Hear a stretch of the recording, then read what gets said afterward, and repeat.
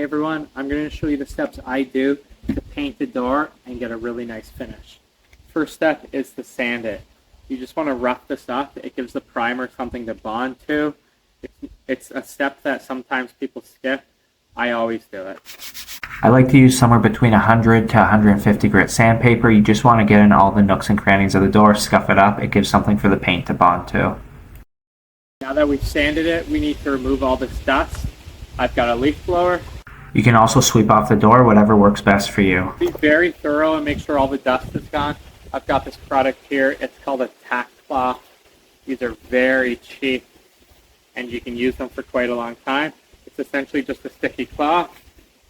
Make sure you get all the dirt out of the grooves, all the sanding. The biggest thing here, you want to remove all the dust from the door. This way it won't make the finish rough and dimpled. Okay, just like that. This has had all that dust and dirt removed. Next step, I've just got a general cleaning product. I'm going to spray this down, wipe it off, and make sure it's nice and clean. This also helps to remove any grease from the door so that the paint can bond to it better. I'm going to show you a trick that makes painting doors a lot easier. So to do this, grab yourself an impact, some screws. I've got 3.5-inch screws here, a tape measure. We are going to find the middle of the door. Using your impact driver, drive the screw halfway into the door so that half of it's still sticking out. Now we're going to take this screw, sit it on a sawhorse. Now we're going to do the exact same thing on the other end of the door. Get your tape measure, find the middle of the door. Using the 3.5-inch wood screw, drive it in halfway so that you can sit it on the sawhorse. This allows you to rotate the door so that you can paint both sides. You can flip it over, continue to paint.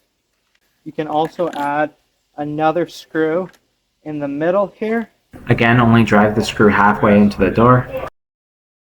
What that does is it allows the door to stop so that you can flip it over, paint one side at a time, and it won't flip on its own. So, as you see, I can flip this over, paint one side, roll this, flip it over, and immediately paint the other side. Here's a close-up to show you guys what I did. As you can see, there's one screw halfway into the middle of the door, and then there's a second screw in between the first screw and the edge of the door. It stops the door from rotating so that you can paint one side and then flip it back over and paint the other side without it spinning. This is my go-to primer, Zinsser Bullseye 123. It's a universal primer, good for almost any surface. Zinsser primer is fast drying. You can recoat it quickly. It's good for anything like wood, metal, plastic, masonry. It's fairly cheap and is a safe primer to use on almost any surface. It's best to sand in between each coat, resand, take off any high spots. This is what I'm using for the finish. It's a top coat. Now that it's primed, I'll give this a couple hours to dry, and then I'll coat this twice, maybe 3 times, depending on how it cures. Typically when painting doors, a white semi-gloss trim paint is used. You can take a few coats to get a nice true color. I got the door all finished up, 3 coats of paint, 1 primer, 2 finish coat.